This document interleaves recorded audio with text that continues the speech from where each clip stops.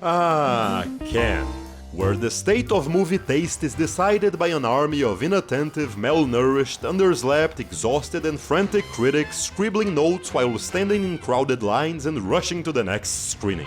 And for the very first time, I was one of them.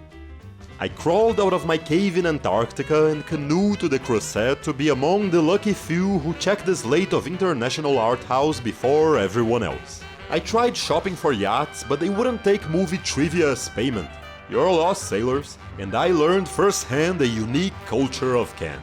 People applaud the logos. Scrambling for tickets all day is a truly addictive, dopamine-peaking pastime. Nobody watches the end credits, ever. You're out the instant they show up. You got another screening in 5 minutes, you can't risk sitting behind the pillar by the toilet. Toilets are optional. Eating, unrecommended. Sleeping?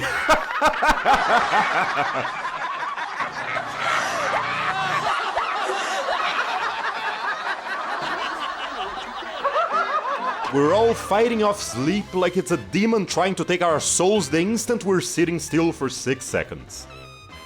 But let's get to the question that matters. Why was Susan Sarandon's arm impaled by an N only in the Cineum IMAX screen? It wasn't in any other. Why here? Since we'll never know, let's go over the films I watched. In my 6 days at Cannes, I saw 18 films. I'll rank them here, from worst to best. You can find more detailed reviews for all of them on my Patreon. The only one I was excited for that I missed was All of a Sudden, so I can't talk about it here. Damn you, Ed Harris! Now here are the movies I paddled 15,000 kilometers to watch. The Dreamed Adventure. Sometimes I'm just in awe at the low effort you can put into writing and directing and still compete in the most important film festival in the world and win the jury prize. Neither dreamy nor an adventure, this thing is about a female archaeologist who helps a friend to get involved in some type of illegal fuel business. But they accidentally get mixed up with a local gangster. Fret not though, cause nobody is in danger. For nearly 3 hours you get to watch humdrum non-actors in humdrum locations walking about aimlessly or chit-chatting about how rough things used to be 30 years ago. You wish the film was set 30 years ago. This is the only film I caught in the very first screening. I was in the worldwide premiere. There's the cast and crew. There's the director. I personally timed the standing ovation at 6 minutes, but I see no reference to it anywhere. So I got no idea how people actually measure such things. Look, films, all films, are hard to make. Love them or hate them, as I do this one, the people behind them deserve applause. Everything against this empty waste of time, nothing against the hard-working team behind it. Coward. I should thank Lucas Dawn for this World War I film about two twinks in love, because I hadn't slept this deep and long in days. The camera was almost always stuck on the protagonist's head, so no changing light and color on screen never stirred my drowsy eyes. Everyone in the cast only ever spoke through whispers, so no dialogue ever ruffled my slumber. There was no plot to distract my mind, no personality to raise my interest. An undisturbed 1.5 hour nap only interrupted to notice that nothing had changed, and back I went. Fully invigorated, I caught the final 10 minutes or so. It was the whimper I expected, retroactively making my rest entirely guiltless. Thank you, Coward, for not trying in any conceivable way and getting a double award for Best Actor anyway. Gentle Monster. Léa Seydoux plays a weird modern art singer-pianist of sorts, and her husband is accused of a crime. From then on, the whole film is Seydoux acting bored out of her mind as she tries to do whichever is the vaguest goal a protagonist can have. Come to terms with it, get over it, accept it, forget it. It's just unhappy staring for over 2 hours. The only creative thing about the film is the way she finds out what's the crime her husband is being accused of. That aside, this is the type of drag that gives the art house a bad name. A kind of observational documentary uninterested in events, situations, drama or artistry that believes there's some kind of nobility in simply observing uninteresting sad sacks doing nothing. Bitter Christmas. A Spanish filmmaker going through a personal crisis is writing a screenplay about a Spanish filmmaker going through a personal crisis. Can we accept the fact that Almodovar has reached creative rock bottom yet? One of the filmmakers feels insulted by the advice of making a TV movie, which is ironic since this is much less than a TV movie. It's a telenovela, a string of by-the-numbers melodramatic incidents given the lowest type of treatment with obvious dialogue confronting and explaining every feeling and action head-on. This one isn't mid-Moldova, it's low Moldova. And visually he does bring a distinct style in production design and costumes, but shot by shot he's average at best. His strong colors are present, but add nothing but occasional static pictorial seconds. Paper Tiger. Another grey cloud for people to find shapes in. This is further evidence that James Gray is neither a good writer nor a good director. There's zip narratively admirable or visually distinct here. It's just a mediocre little trifle. Miles Teller and Scarlett Johansson are both playing completely against type, and I think none of them has ever been better. I noticed these casting decisions were divisive, but I found them surprisingly believable in their roles as New York suburban parents. Adam Driver has the star role, as a suave and confident businessman who we slowly learn has no idea what he's doing as he gets himself and his brother's family involved with the Russian mafia. But there's nothing memorable at all, things just happen. The film does have a highly creative shootout in the end, with extremely unique uses of sound and location. Too bad the direction is visually and spatially incoherent.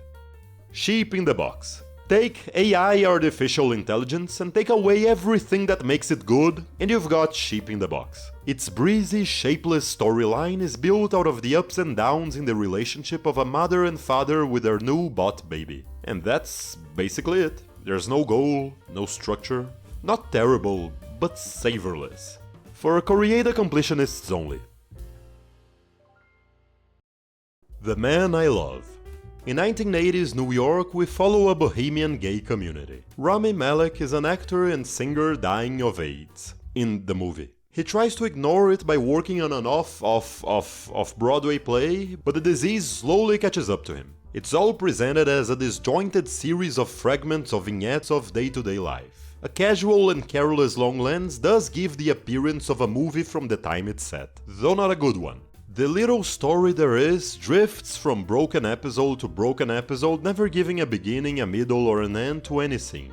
Mumbling Malek only seems capable of opening his jaw and articulating a goddamned syllable when he sings. When he performs a song at his parents' anniversary, it's almost worth watching the film. The truth is, this is, taken in isolation, a strong, pitiful story about a dying man trying to find joy in his last days, and it deserved a better treatment than the drifting, formless approach it got. A Man of His Time. Here's a weird one. You've never seen a film like this. Lucky you. It's The Office in Vichy, France. During World War II, we follow a bureaucrat trying to cajole himself into the collaborating Vichy government. He succeeds and gets a job in the Department of Labor, and we get to witness him attending meetings, giving complaining citizens the runaround, micromanaging the construction of some suspicious barracks, ordering where propaganda signs should be placed, straightening Pétain's portrait for 2 hours and 35 minutes. It's also shot in handheld faux documentary style, and it's not funny, but way funnier than you would expect. My brain was probably addled by some type of festival fatigue, but I almost liked this film. It has personality, which should be the minimum, but at this point it became a virtue. As the story drew to a close, I was seriously considering leaving early to grab something to eat before the next screening. But I was honestly curious about what would happen to the protagonist after the war. We're watching films before they get Wikipedia summaries. And there's no conclusion. We cut to black and end title cards tell us nobody ever found out what happened to him after the war. I had the time to grab a Mars bar. Parallel Tales. Isabelle Huppert plays an unhappy writer who uses a telescope to spy on her neighbors for inspiration for her new terrible book. She watches a trio of sound designers played by Virginie Efira, Vincent Cassel as her husband, and Pierre Ninet as his brother who's 23 years younger. The film's major problem, and that's highly common in cinema today, is characters have no discerning traits. People are presented as these realistic, boring, replaceable 8-bit NPCs going through the motions through life. polite chatter, chores, there's not an ounce of a personality. Then when Farhadi suddenly makes them go over these melodramatic acts of desire and betrayal, they all come off as forced and random. This is rich drama with an enticing structure and surprising and morally complex character actions, but they're performed by these bland blobs, so everything they do feels like unbelievable plot fodder. The Samurai and the Prisoner. My original plan was to only watch films competing for the Palme d'Or, but when I had to choose between the contender Gahans, a drama about a sad alcoholic actress, and Kiyoshi Kurosawa's out of competition The Samurai and the Prisoner, I ended up choosing the one with Samurai in the title. That's how things work. This is a historical fiction locked room mystery thriller set in a besieged castle where unexplainable crimes are occurring and it's up to the samurai lord to solve them, helped, or is he, by the brilliant nobleman he imprisoned in his dungeon. I have absolutely no idea how you ruined such a delicious premise, but I'll be damned they did it. The highly convoluted storyline is divided into 4 parts with as many mysteries to be solved. It's like watching a whole season of a crime serial and it feels just as long.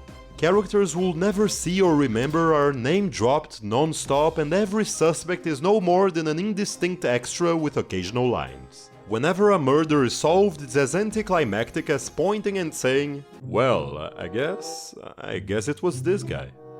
No, the other one." Now, cinematically speaking, as one should expect of Kiyoshi Kurosawa, this is one pristine-looking motion picture. Shots are very long, but the camera is completely unobtrusive, and the blocking actually presents visual drama like a film from a better age. Minotaur. I hope you find this still fascinating. Winner of the grand prize of the jury, the new film by Andrei Zvyagintsev is extremely okay. Visually, it's full of wide, spatially exact compositions and slick modern sets with reflective surfaces. The framing is mostly proper, even when nothing happens or changes. Even cuts are geometrical and spatially meaningful. A certain apartment is mapped out from every conceivable angle, even with a rather needlessly ostentatious 360-degree shot. I wish I had anything to show you. The story chabros the unfaithful wife with added anti-war, anti-establishment societal critique critics adore. Even the title is metaphorical and invites you to relate the story to the monster in a maze who feeds on the young. Hope. Boy, did I need this movie! Now I believe every Can run needs some over-the-top, non-stop, bang-bang-boom sci-fi action extravaganza. I made it a point not to learn anything about this film before watching it, and that's absolutely the best way to experience hope. So if you're adamant about seeing it, regardless of what anyone says, I advise you to skip here. I won't spoil anything, but if you want to be in full discovery mode, the less you know, the better. For those wishing to know as much as a review or a trailer would give away, watch away. Here's the thing. Hope is the most generic action movie ever. As it opens, it's an intriguing, mysterious, highly involving spectacle. Angles are wide, spacious, deep and well framed. For the first 40 minutes or so, this was the best film ever, and I couldn't believe I was watching something so unabashedly capital E entertaining at Cannes. There is so much expectation and suspense in the first sequence, I truly believed I was watching one of the great action films of all time. I wasn't. Once the monster shows up, it's all downhill. Technically, it's all jaw-dropping work. Narratively, it's a textbook lesson in bad repetition. Multiple action beats repeat again and again. You can easily trim 30 minutes away simply by removing repeated beats. As for Michael Fassbender and Alicia Vikander, I have to say that's some respectable stunt casting. Brief pause to ask you, if you're enjoying the video, to please like and subscribe. It will help you get more videos like this one. Moving on. Fatherland. It is a truth universally acknowledged that every Cannes visit will contain, at the bare minimum, one film which will consist mostly of intermittent bouts if not extended sessions of impromptu napping. In my case, in my first case, it was the very first one, which was unfortunately one of my most expected films. Going straight from traveling to check-in to getting my badge, I was absolutely not in the physical and mental state to follow intellectual slow burn. Fatherland is the type of film you call austere if you like it, cold if you don't. Mostly static shots and stretches of silence. Ergo not the film to watch the moment you settle down. It's funny how Pawlikowski has made excessive headroom a visual trademark. It's okay sometimes, but he uses it too often, too casually. It helps when your films are about the symbolic weight of history. It's not really great direction, but at least it's memorably unique. I can't speak about the screenplay as there are just so many times you can nod off during an 82-minute movie, but I can tell you Hüller and Sichler are both terrific, and their characters are terrifically and consistently written. I'll take great pleasure in watching it again. The Black Ball. 3 intercut storylines set in different time periods about homosexual characters who are connected in a surprising way involving fiction. I just described The Hours, and it's weird how I haven't seen anyone compare this film to The Hours. The Black Ball fully adheres to the reigning belief that cinema is supposed to sustain a premise. It defends the proposition that gay men shouldn't hide their nature, or it will have catastrophic consequences on their lives and the lives of their descendants. The third storyline is there to use a dysfunctional mother-son relationship to illustrate generational trauma. Between this, the secret agent, and sentimental value, it seems generational trauma is the art house subject in vogue. The Black Ball's message is successfully delivered, never feeling like a lecture, because it derives naturally from story and character. Altogether, the 3 storylines make up a pretty good picture, but individually, the first one hasn't got much story. The third one's a bore, and the second and major one cares more about fetishistic looks than personality. Tied with Fatherland, the film won Best Director, and I do not think for 1 second the decision was based on the quality and creativity of its visual language. On the shot level, it's perfectly ordinary, with all 3 stories having the same bland style. Rarely does a frame stand out. The first storyline has a disgustingly composed, showy tracking shot people will worship because length is taken as a virtue in and of itself. Multiple compositions in the third storyline were just plain lousy. Imagery is rich and occasionally stunning though. The excellent first scene has a character climb a toppled statue of Saint Sebastian by grabbing onto the arrows. That's writing, not directing, by the way. The film never repeats the high level of its opening. And great score! Moulin. The story of French resistance leader Jean Moulin, who gets interrogated by the evil Barbie. The duel of wills between these characters makes for some compelling scenes, even if overall the plotline is overly simple. But cinematically speaking, this film is the big standout. Not one single film in competition was more deserving of the Best Director prize. Laszlo Nemes always has the camera in the right place, with steady movements from correct composition to correct composition. There's a resistance meeting in the beginning that demonstrates Moulin's leadership, and it's easily the best shot in the entire festival. Characters, objects, decor, and apertures are all artistically positioned in the scope frame. It's also got the best cinematography of the festival, worth watching for its visual skill alone. The Beloved. Here's a good film about a director hiring his strange daughter to work on his film. An excellent case of realistic dialogue being used not to bore us to death, but to create awkward moments of strained tension, having innocuous interactions build casually towards real dramatic confrontations almost by accident. The opening scene is an excellent long dialogue between both leads. Honestly, it's hideously staged and shot, but with great writing and acting. Afterwards, the film ambles through a parade of intense staring, meandering interludes and random directorial flourishes. By random I mean, some shots are in black and white, there are aspect ratio changes, different textures, all completely out of the blue. Eventually we arrive on a strong contender for the best scene of the year. Characters are shooting a difficult scene and Javier Bardem's director progressively scolds and humiliates his cast. As it goes on, all those visual tricks return exponentially, and the editing gets faster and faster as the friction escalates. If, according to Howard Hawks, what makes a great film is 3 great scenes and no bad ones, The Beloved was 1 great scene and the removal of the bad ones away from greatness. Fjord. The deserved Palme d'Or winner. You guys are not ready for the shitstorm this film will raise online among the all films are political crowd. It's about a conservative family getting mistreated by a liberal society. And it boasts some sweet quality writing. The script is dense, multi-layered, intelligent and ambitious. Its story and characters go over the subjects of society, religion, tolerance, law, bureaucracy, culture, media, language, all of which affect the development of the plot and lead to complex confrontations between the players. In finely structured fashion, every possible point of view regarding the main debate is taken up by the vast array of characters, and they all get a moment to shine. A brilliant screenplay that makes most writers look lazy in comparison. As for the direction, yes, but also no.